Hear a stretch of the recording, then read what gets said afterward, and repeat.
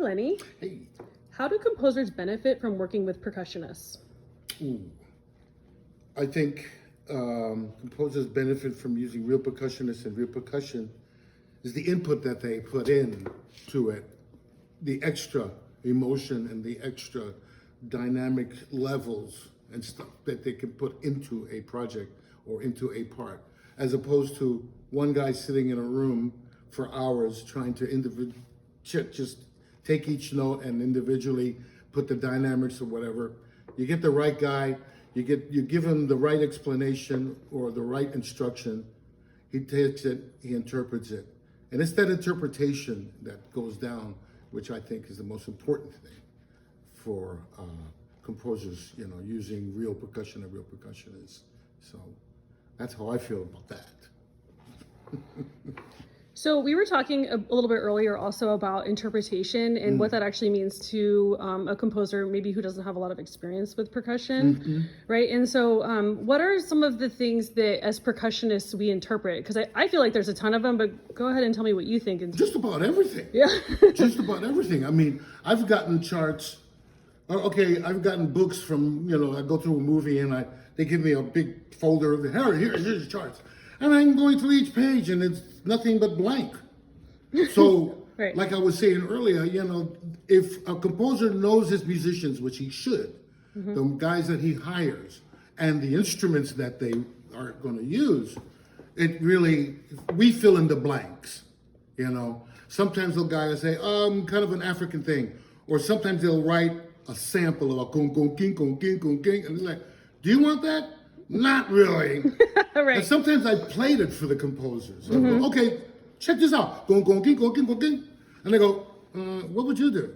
And I'll go, and they go, I think I like that better. Okay, 1, 2, let's go for it.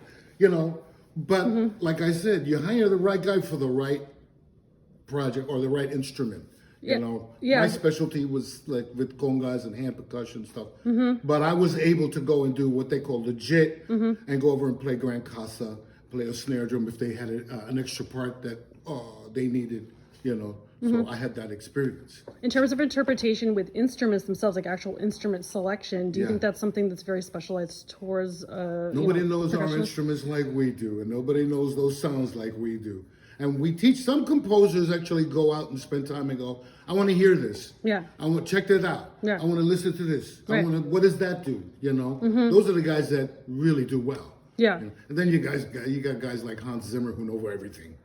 He's like, he impresses the hell out of me because he knows so much about each individual instrument in each individual person. There goes your human factor again.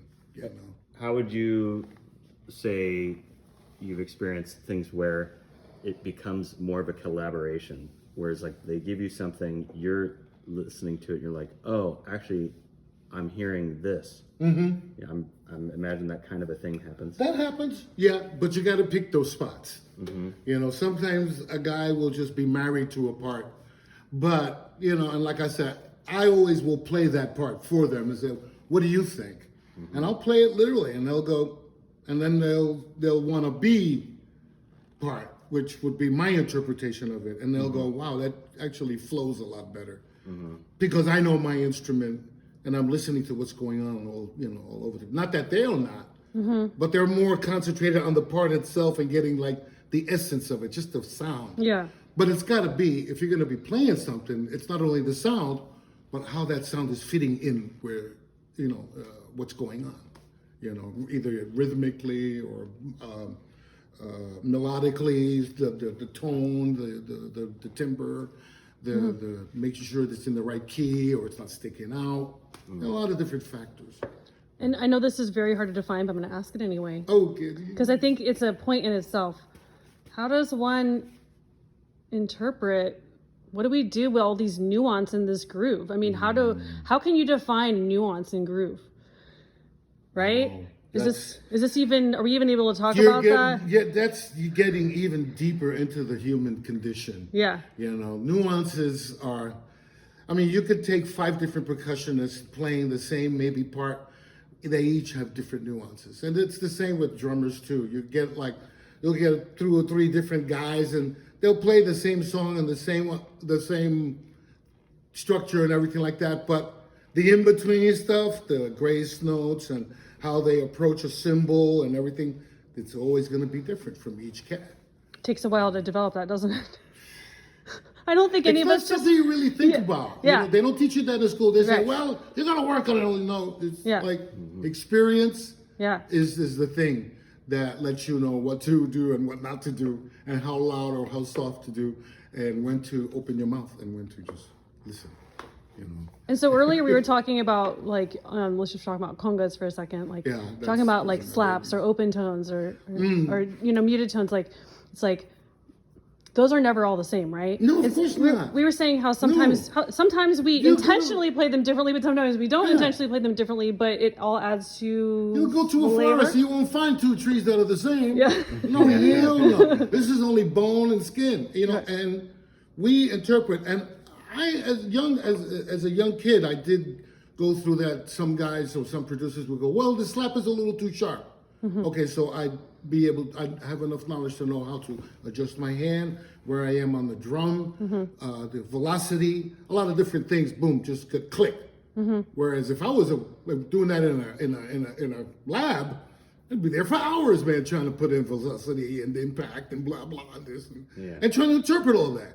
Whereas I just got it. Okay, Len, could you just back off on it? Can you do it backwards? Yeah. You know. So I got to learn about those increments, those, you know, and you're right. My slaps, even though I try to keep them the same all the time, and I practice on them on both ends, they have to sound the same. Naturally, if you're really to see it on a graph, it's not going to be the same, but they'll be very close. Very, very close. Yeah. You know, now that I'm doing my own recording now, I'm able to see these things now and able to really go, oh, wow, okay. You know, on my own time, not with an engineer or somebody else's, you know. Well, we only have 3 hours, Mr. Castro. No, I want to experiment some more. There's no job security there. Yeah. Let me fumble around a little bit more. No. But, yeah, it's you know, those increments and being able to use that ability to, you know, switch things around just a little bit. It makes me proud. It makes you, it gives you a very great sense of accomplishment. Like, yeah, I gave him what he wanted. And I walked out of there and they talked about me good. I hope. Yeah. You hope. I didn't like his shirt, but he played his ass off. When it comes to the ecosystem of the digital and acoustic, right? Like there is a digital sound, right? Like there is electronica is the most obviously the most obvious.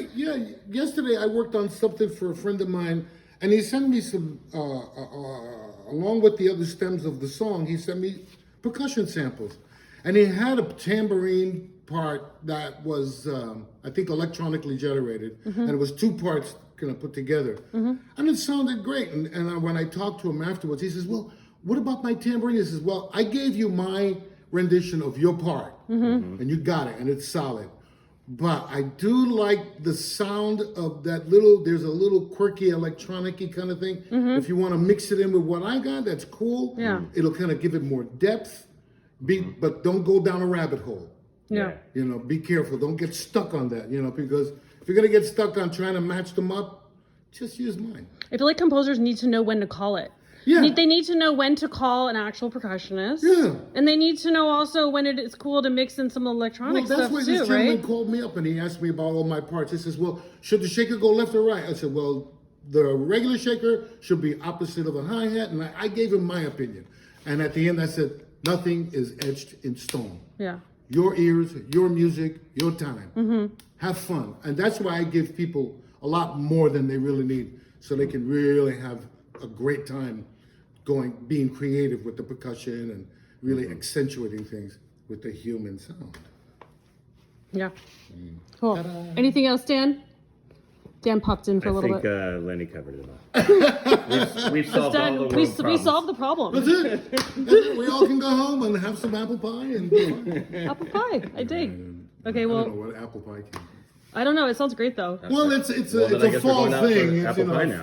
fall time. That's the thing. You get Or the apple- pumpkin, also we Yeah. get some. Well, I'm more of an apple pie. Pumpkin wasn't very popular in Puerto Rican.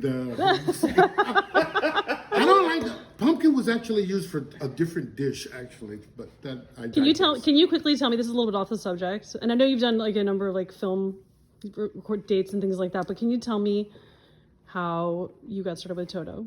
How what? How you got started with Toto? How I got started with Toto? Yeah. Oh my God! Jeff Picaro roped me in. Oh yeah. It was funny. Doing a Diana Ross session with Steve Lukather, who I had just met, and he was giving me a ride. It was at Studio 55, Richard Perry. And as soon as Jeff came in to the studio, we looked at each other and was like, we knew each other, but we had never seen each other ever. We did the session. It was great. Me and Jeff locked. We were going home. On the way out the studio, he looks at me and Lukather. He says, hey, man, you guys want a gig? You know, this guy named Boz Skaggs I'm working with. Well, of course. I didn't know who he was at the time. But he says, this guy, Boz, needs a percussionist and a new guitar player. I'm like, great. So he says, show up at such and so soundstage. So we got there, we got the job. You know, it was funny. We're on stage and Boz splits and we look at Jeff. Jeff, did we get the job? He says, you had the job before you got here. What year was this? Oh God, 80 something. Okay, early '80s. Early 80s, Yeah. So anyway, I got in with the guys, that Boz Skaggs band, me, Jeff. At that time it was Scotty Edwards, but I basically got in with Luke and Jeff. And Jeff kind of got enamored with me and wanted me on every session he was doing. Brought me in on the Toto stuff. And I started, rehearsing at Leeds. And then we did the demos. I did the demos with them. And one thing led to another. And I became a part of their sound. Oh, awesome. It was a pretty amazing thing. Yeah. Through Jeff and Lukather, I got to meet them first.